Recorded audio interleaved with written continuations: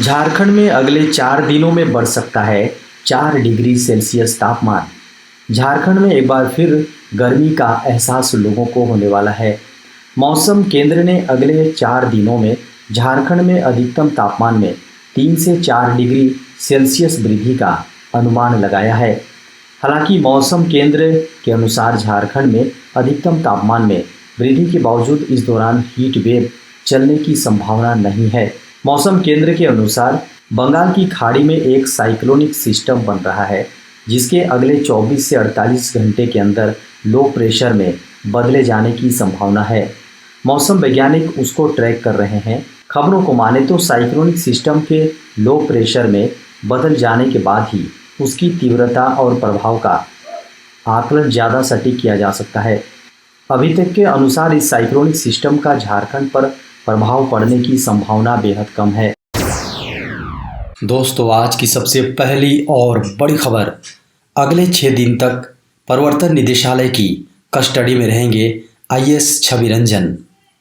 झारखंड की राजधानी रांची की विशेष पीएमएलए अदालत ने आईएएस अधिकारी छवि रंजन को कथित भूमि घोटाले के मामले में 6 दिनों के लिए ईडी की हिरासत में भेज दिया है।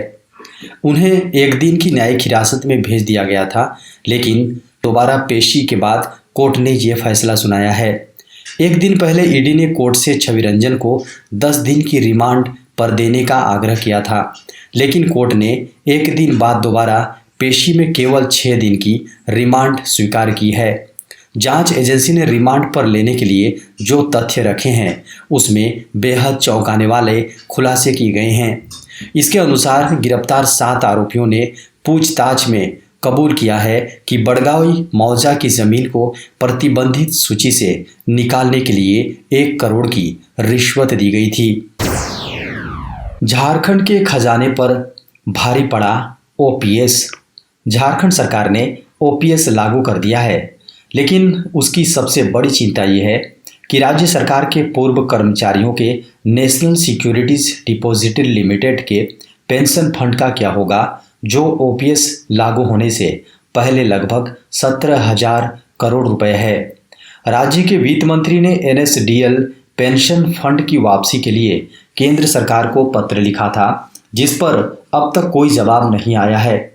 लोकसभा के पिछले बजट सत्र के दौरान इस संबंध में पूछे गए एक सवाल के जवाब में केंद्रीय वित्त राज्य मंत्री भागवत कराड़ ने कहा था कि झारखंड सहित जिन राज्यों ने ओपीएस लागू किया है, उन्हें एनपीएस के तहत जमा राशि वापस नहीं की जाएगी।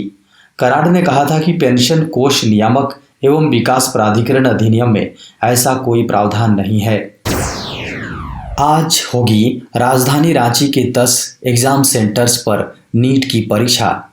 देश भर के विभिन्न मेडिकल कॉलेजों में नामांकन के लिए राष्ट्रीय पात्रता सह प्रवेश परीक्षा नीट आज आयोजित की जाएगी। राजधानी रांची में इसके लिए 10 एग्जाम सेंटर बनाए गए हैं, जहां लगभग 10,000 परीक्षार्थी एग्जाम में शामिल होंगे। परीक्षा के दौरान अंगूठी, ब्रेसलेट जैसे आभूषण पहनकर एग्जाम सेंटर में प्रवेश पर प्रतिबंध लगा दिया गया है। इसके अलावा परीक्षार्थियों को कई नियमों और शर्तों का पालन करना होगा। राष्ट्रीय परीक्षण एजेंसी के द्वारा जारी दिशा निर्देश के अनुसार अभ्यर्थियों को अंगूठी, ब्रेसलेट, नाक के आभूषण, चेन, हार, कान के आभूषण पहनकर एग्जाम सेंटर में नहीं आना है। साथ ही इसके अलावा स्टेशनरी सामग्री, खासकर पाठ्य सामग्री, कागज के टुकड़े, pen drive, eraser, electronic pen, scanner जैसे वस्तुओं की परीक्षार्थी एग्जाम सेंटर में नहीं ले जा पाएंगे। मुख्यमंत्री हेमंत सोरेन को यूएई के इन्वेस्टमेंट समिट में भाग लेने के लिए नहीं मिला केंद्र से क्लियरेंस। संयुक्त अरब अमीरात के अबू धाबी में आयोजित इन्वेस्टमेंट समिट में जाने के लिए झारखंड के सीएम हेमंत सोरेन को केंद्र सरकार के विदेश मंत्रालय की ओर से राजनीतिक क्लियरेंस नहीं मिल पाया है। अबू धाबी के नेशनल एग्जीबिशन सेंटर में 8 से 10 मई तक एनुअल इन्वेस्टमेंट मीट कार्यक्रम का आयोजन किया गया था। इस प्रोग्राम में शामिल होने के लिए यूएई फॉरेन ट्रेड के मंत्री और इंडस्ट्रियल डेवलपमेंट काउंसिल के उपाध्यक्ष डॉक्टर तनानी बिन अहमद अल जियोदी ने फरवरी 2023 में ही पत्र लिखकर सीएम हेमंत सोरेन को आमंत्रित किया था। इसके बाद मुख्यमंत्री सचिवालय की ओर से उद्योग विभाग को आगे की प्रक्रिया बढ़ाने का निर्देश दिया गया था, पर विदेश मंत्रालय से राजनीतिक क्लियरेंस न मिलने से यह पूरा मामला खटाई में पड़ गया है। पुरानी पेंशन योजना लागू करने पर आरबीआई ने राज्यों को दी चेतावनी। पुरानी पेंशन योजना को लेकर आरबीआई ने राज्य सरकारों को चेतावनी दी है। राजस्थान, छत्तीसगढ़, हिमाचल प्रदेश, झारखंड और पंजाब जैसे कई गैर बीजेपी शासित राज्यों ने पुरानी पेंशन योजना को लागू करना शुरू कर दिया है। ऐसे में भारतीय रिजर्व बैंक ने आगाह किया है कि इससे राज्यों पर वित्तीय बोझ बढ़ेगा। State finance A study of budgets of 2022-23 शीर्षक वाली अपनी रिपोर्ट में केंद्रीय बैंक ने कहा है कि यह कदम सब नेशनल फिस्कल होराइजन के लिए एक बड़ा जोखिम है और आने वाले सालों में अनफंडेड देनदारियों के संचय को जन्म दे सकता है। राजस्थान, छत्तीसगढ़, हिमाचल प्रदेश, पंजाब और झारखंड की सरकारों ने पुरानी पेंशन योजना को लागू करने के अपने फैसले के बारे में केंद्र को सूचित कर दिया है, जिसे उन्होंने अपने चुनावी घोषणा पत्र में करने का वादा किया था। झारखंड के कोल्हान प्रमंडल के नक्सल प्रभावित 30 गांवों में लगेंगे मोबाइल टावर। झारखंड के कोल्हान प्रमंडल के नक्सल प्रभावित गांवों में 4G मोबाइल नेटवर्क सेवा पुख्ता की जाएगी। केंद्रीय गृह विभाग ने इसको लेकर निर्देश जारी कर दिया है। इसमें झारखंड के कोल्हान प्रमंडल के नक्सल प्रभावित 30 गांव शामिल हैं।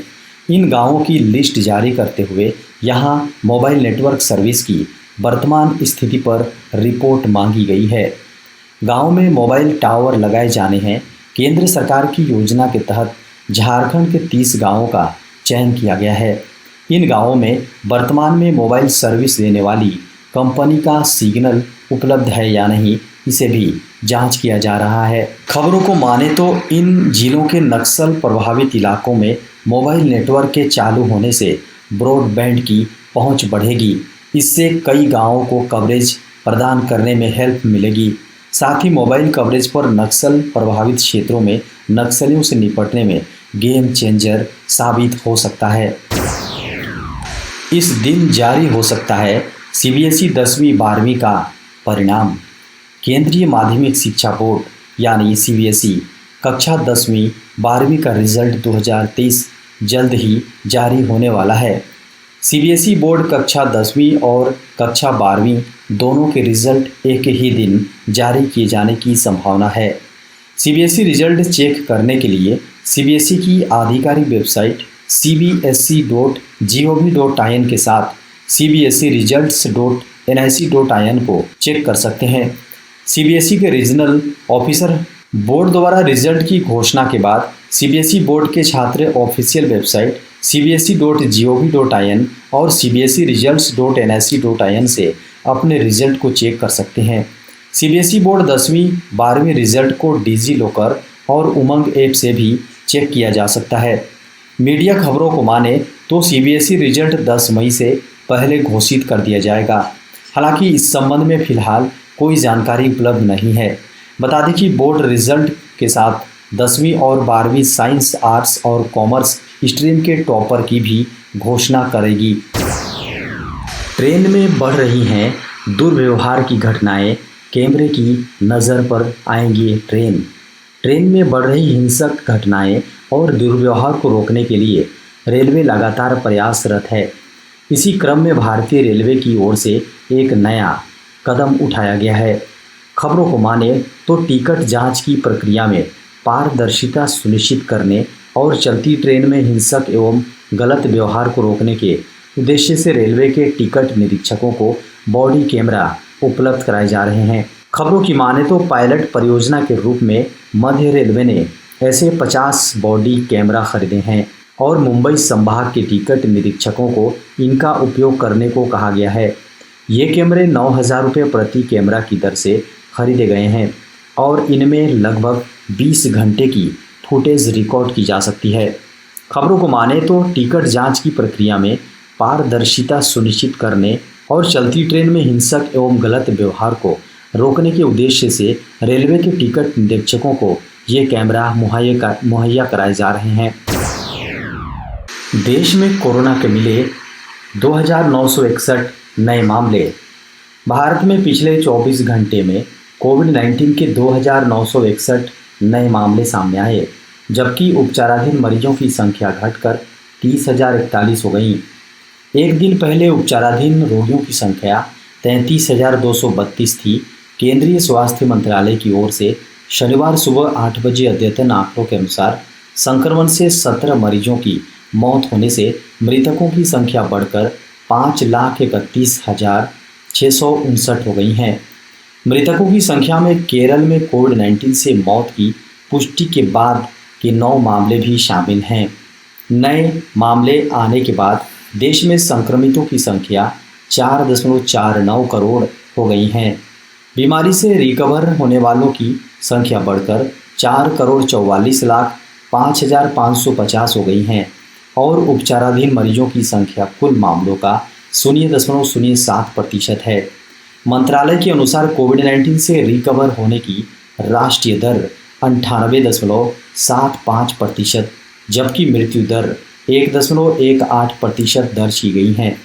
स्वास्थ्य मंत्रालय की वेबसाइट के अनुसार देश में राष्ट्रव्यापी टीकाकरण अभियान शुरू होने के बाद से कोविड-19 टीके की अब तक 220.66 करोड़ खुराक दी जा चुकी है।